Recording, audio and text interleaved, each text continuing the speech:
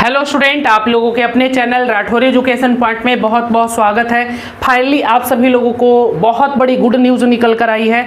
बहुत बड़ी good news मान सकते हैं। आप लोगों का जो लंबा एक इंतज़ार रहा वो इंतज़ार अब ख़त्म होती है और आप लोगों का जो काउंसलिंग है उसको लेकर एक बहुत बड़ी नोटिफिकेशन निकल कर आई है कि आपका काउंसलिंग होगा या नहीं होगा इस वर्ष, ये तो मैं बताऊँगा ही। और साथ में ये भी बताने वाला हूँ कि काउंसलिंग में आपको क्या क्या डॉक्यूमेंट लगेंगे और काउंसलिंग करवाते समय आपको किन बातों का ध्यान रखना है। ये वीडियो को पूरा अंत तक देखिएगा, बहुत ही इंपॉर्टेंट होने वाली है। वीडियो को स्किप मत करिएगा, ये छोड़िएगा मत, वरना फिर आप काउंसलिंग करवाने के बाद रोने के अलावा कुछ आपके पास ऑप्शन नहीं बचेगा। मैं भरोसा दिलाता हूं आपको। सबसे पहले मैं बता दूं कि आपका जो काउंसलिंग का नोटिफिकेशन है वो आपको 14 या 15 अक्टूबर को आ जाएगा। ये 100% एकदम 100% नहीं, इसको 100% मान सकते हैं कि 100% श्योर रहिए। आपका जो काउंसलिंग है वो आपका शुरू हो जाएगा 14 या 15 तारीख को नोटिफिकेशन आ जाएगा आप लोगों का, ठीक है। और सीट मैट्रिक्स भी इसी दिन आएगा। हो सकता है कि सीट मैट्रिक्स और काउंसलिंग दोनों एक साथ ही शुरू हो जाए। सीट मैट्रिक्स पहले आएगा आपको, उसके बाद हो सकता है तुरंत जस्ट बाद आपको नोटिफिकेशन दे दे। पर ये कंफर्म है 12 तारीख तक आप लोगों का मालूम है कि दुर्गा पूजा है, तो 13 को हो सकता है कि रविवार संडे पड़ रही है, तो 14 या 15 को आप लोगों का नोटिफिकेशन आ जाएगा। ये मैं 100% इस बार श्योर हूं। अगर नहीं आया तो तुम्हें जो मन करे कॉल करके बोलना कि हाँ सर आपने झूठ क्यों बोला, आप झूठ क्यों बोले। इस बार मैं 100% श्योर हूं कि आपका जो नोटिफिकेशन है इस दिन आ जाएगा। 100% मैं श्योर हूं कि आनी ही चाहिए, आएगा भी। बहुत बड़ी गुड न्यूज है आप लोगों के लिए। ये कहीं ना कहीं हमें सूत्रों के हवाले से खबर आई है। वहां पर बहुत सारे ऐसे लोग हैं जो हमारे कॉन्टेक्ट में है, हमने उनसे पूछा है तो बोले हैं कि इस बार कन्फर्म है सर, 14 नहीं तो 15 तारीख को रिलीज कर देगा बीसीसी बोर्ड आपका नोटिफिकेशन। अब जो काउंसलिंग होगा वो कब से होगा, तो जैसे ही आपका नोटिफिकेशन आएगा इसके 1 से 2 दिन में आपका काउंसलिंग शुरू होगा। और ये जो काउंसलिंग है बहुत जल्दी चलने वाला है, मतलब आपको 8 दिन 7 दिन का समय मिलेगा, 6 से 8 दिन का समय आपको दिया जाएगा। और जो लोग हमसे काउंसलिंग करवाना चाहते हैं अपना सारा लोग टोकन आईडी ले लेना। और अब काउंसलिंग के लिए पेमेंट बंद हो चुका है, अगर कोई करवाना चाहते भी हैं तो नहीं हो पाएगा क्योंकि ऑलरेडी सीट बुक हो चुकी है। अगर फिर भी तुम करवाना चाहते हो तो जैसे ही वीडियो देख रहे हो तुरंत जाओ और पूछो, हो सकता है 5-10 स्लॉट खाली हो, उसमें तुम्हारा नाम ऐड कर दिया जाए। जैसे होता क्या है कि कुछ लोग पेमेंट करने के बाद होता है 2-4 लोगों का वैसा केस है, जैसे हमारे पास स्लॉट खाली है 297 का भी, और 300 के पहले 3-4 सीट खाली है और फिर उसके बाद का खाली होगा और लगभग 10 स्लॉट खाली होगा। तो आप जाओ अपना बुक करवा लो, अगर स्लॉट बचा है तो हो जाएगा, और नहीं होगा तो फिर हो ही नहीं सकता है। क्योंकि हम ज़्यादा स्टूडेंट का क्यों ले, जितना करने में सक्षम होंगे उतने लोगों का ही लेंगे। चलिए, क्योंकि डेट होता है ना, ऐसा नहीं है कि 1 महीने तक काउंसलिंग होगा, 8 दिन तक काउंसलिंग होगा। उतने दिन में जितने लोगों का हम लोग कर पाएंगे उतने लोगों का ही लेंगे। और नंबरिंग से होता है, अगर आप अभी पेमेंट करोगे तो आपका सबसे अंतिम दिन होगा। काउंसलिंग होगा, निश्चिंत रहिए, पर अंतिम दिन आपका होगा, सबसे लास्ट डे होगा। यानी कि आप करोगे सर मेरा पहला दिन आ जाए, नो, जो पहले पेमेंट किया उनका पहले होगा। काउंसलिंग में आपका जो डॉक्यूमेंट लगने वाला है वो डॉक्यूमेंट आप लोगों के पास होना ही चाहिए। जो डॉक्यूमेंट लगेगा वो आपका रैंक कार्ड है। रैंक कार्ड देखकर ही आपका काउंसलिंग होता है। तो डॉक्यूमेंट में आपका मुख्य रूप से ईमेल आईडी होना चाहिए। अगर आपके पास ईमेल आईडी नहीं है तो आपका काउंसलिंग ही नहीं होगा। ईमेल आईडी होना ही चाहिए। अगर ईमेल आईडी नहीं है तो भी काम चल जाएगा, बट मोबाइल नंबर तो फिर होना ही चाहिए। मतलब मोबाइल नंबर या ईमेल आईडी, इसी पर आपका ओटीपी जाएगा। 2 से 3 बार ओटीपी जाता है। ओटीपी ऑथराइजेशन सिस्टम होती है, तो ईमेल आईडी या मोबाइल नंबर होना चाहिए। दोनों पर ओटीपी जाता है, आप किसी से भी देखकर बता सकते हो, दोनों पर सेम ओटीपी रहता है। आप जिस पर भी चाहो देखकर आराम से बता दोगे, आपका काउंसलिंग करके रिसीविंग भी हम दे देते हैं, ठीक है।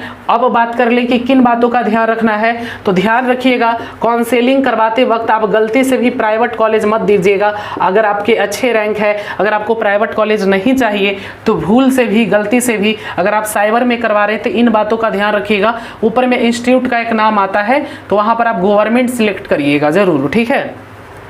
तो प्राइवेट कॉलेज का नहीं दीजिएगा। अगर आपके बहुत अच्छे रैंक है, अगर आपका ज़्यादा रैंक भी आपको प्राइवेट से नहीं करना है तो कभी भी प्राइवेट मत देना।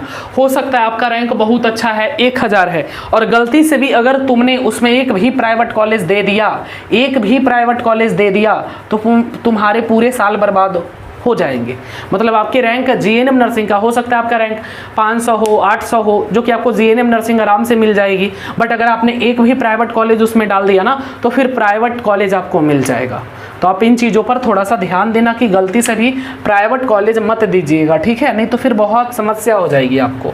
और किन बातों का ध्यान रखना है, और बातों का ध्यान रखना है कि जब आप जिनका बहुत ज़्यादा रैंक आ गया है तो ध्यान रखिएगा कि जितने भी गवर्नमेंट कॉलेज हैं ऑल सभी को फिलअप किया जाए, ठीक है, फिलअप किया जाए। काउंसलिंग में सीधा सीधा सा मैं बताऊं कि आप जितना, कुछ लोग बोलते हैं कि कितना कॉलेज डाल सकते हैं, तो देखिए कोई लिमिट नहीं है, जितने भी गवर्नमेंट कॉलेज है आप सारा फिलअप कर सकते हो काउंसलिंग में। और अगर आपका बहुत ज़्यादा रैंक होता है तो आप कोशिश करो कि जितने गवर्नमेंट कॉलेज है सब के सब दे दे। जैसे एएनएम का कितना है, 73 कॉलेज है, तो अगर किसी का रैंक बहुत ज़्यादा है तो 73 के 73 कॉलेज दीजिए, सारे कॉलेज आप दीजिए। ऐसा नहीं कि आप 10 कॉलेज देंगे तो फिर आपका जो चांस था, जो उम्मीद था, वो भी खत्म हो जाएगा, क्योंकि आपने तो सारा गवर्नमेंट कॉलेज दिया ही नहीं।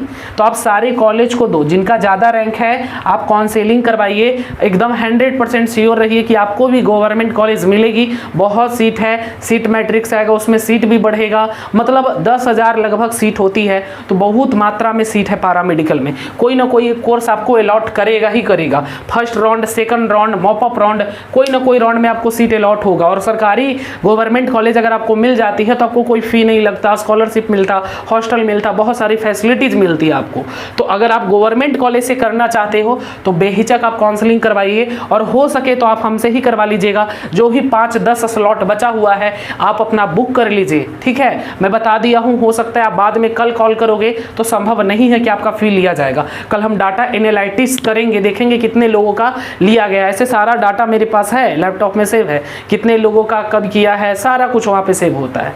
आप पेमेंट करते हो, पेमेंट का स्क्रीनशॉट भेजते हो, उसके बाद आपको एक टोकन आईडी मिलता है कि हमारा नंबर इतने नंबर पे है, ताकि आप कॉल करके परेशान ना करो। बस आप कॉल करोगे, पूछोगे सर मेरा टोकन आईडी 329 अभी कितने लोगों का किया है, बता देंगे 60 लोगों का हुआ है। उस अनुसार से तुम देख लेना कि तुम्हारा किस दिन आ रहा है। एक दिन में लगभग 60 से 80 स्टूडेंट का होता है, काउंसलिंग 8 दिन होता है। उस हिसाब से हम लोग ज़्यादा स्टूडेंट का नहीं, ओनली फॉर 5, मतलब कि 400 से 500 स्टूडेंट का ही काउंसलिंग के लिए लेते हैं। और जो सीरियस स्टूडेंट है कि नहीं मुझे गवर्नमेंट कॉलेज चाहिए, ऐसा नहीं कि सबका ले लेते हैं।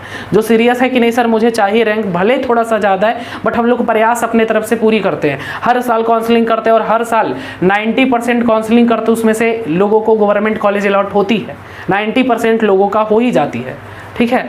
तो अगर आप करवाना चाहते हो तो आप अपना सीट बुक कर लीजिए, जितना जल्दी हो सकती है पेमेंट करके। यहाँ पे दिख रहा है, नंबर भी दिख रहा है, नंबर पे कॉल करिए, व्हाट्सअप करिए, रैंक कार्ड भेजिए, पेमेंट करिए, टोकन आईडी अवश्य लीजिएगा। टोकन आईडी अगर नहीं रहा तो आपका काउंसलिंग भी छूट सकती है, याद रखिएगा। तो टोकन आईडी इंपॉर्टेंट है। और जिनका ज़्यादा रैंक है वो ध्यान रखिएगा कि प्राइवेट कॉलेज ना दे। जिनका अच्छा रैंक है, ज़्यादा रैंक है, अगर तुम्हें प्राइवेट कॉलेज से नहीं करना है तो प्राइवेट को डालो ही मत। सिंपल सा, तुम्हें अगर प्राइवेट कॉलेज नहीं चाहिए तो प्राइवेट कॉलेज डालना ही मत, ठीक है। सिंपल सा बात समझ गए आप लोग। चलिए एएनएम जीएनएम का भी जितना कॉलेज है सारा डाल दीजिए। फिर आप ओटी का डालिए, फार्मेसी का डालिए, एक्सरे का डालिए, लैब टेक्नीशियन का डालिए, फिजियोथेरेपी का डालिए, ऑप्थेल्मिक असिस्टेंट का डालिए, प्लास्टर टेक का डालिए, डेंटल हाइजीनिस्ट का डालिए, डेंटल मैकेनिक्स का डालिए, ईसीजी टेक्नीशियंस का डालिए, सैनिटरी इंस्पेक्टर का डालिए, है ना। बहुत सारे कोर्सेस है सर, सारे कोर्सेस का फिलअप करिए। इतने सारे कोर्सेस है पैरामेडिकल में, कोई ना कोई कोर्स आपको अलॉट होगा, ठीक है। और उसके बाद फिर पता करिए कि सर इस कोर्स का फ्यूचर है, डिमांड है, कोर्स करे कि ना करे, वो तो अलग बात होती है। पहले शादी तो हो जाए, उसके बाद सोचेंगे कि रहना है कि नहीं रहना है। मतलब कहने का मतलब पहले से सारा कुछ मत सोचो। कुछ लोग बोलेंगे सर जीएनएम नहीं मिलेगा, एएनएम नहीं मिलेगा तो काउंसलिंग नहीं करवाएंगे। अरे करवा लो भाई, करवा लो, फिर बाद में सोचा जाएगा कि रहना है कि छोड़ना है, बाद में डिसाइड करेंगे। कहने का मतलब पहले जाओ तो दौड़ने, नौकरी करना है कि नहीं करना वो तो बाद में डिसाइड होगा ना। पहले जाओगे मैदान में, लड़ोगे, जीतोगे हारोगे अलग चीज़ है। पहले जाओगे मैदान में, लड़ोगे तभी तो जीतोगे, हारोगे। आप मैदान में उतरोगे तभी ना खेलोगे, मैदान में ही नहीं उतरोगे तो खेलोगे क्या? दर्शक बने रहोगे हमेशा। तो आप मैदान में आइए, काउंसलिंग करवाइए, साइबर में करवाइए, चाहे कहीं भी करवाइए, अच्छे से काउंसलिंग जरूर होना चाहिए। काउंसलिंग में मैं हर साल देखता हूँ, मेरे पास हर साल केसेस आते हैं। कैसे स्टूडेंट होते हैं ना, जिनका रैंक मैं देखता हूँ सर 250 है, 500 है, 800 है, और उन्होंने प्राइवेट कॉलेज डाल दिया या उन्होंने DV नहीं करवाया। मतलब अभी आपको बहुत मदद मिलने वाली है सर इस चैनल से। आप चैनल को सब्सक्राइब कर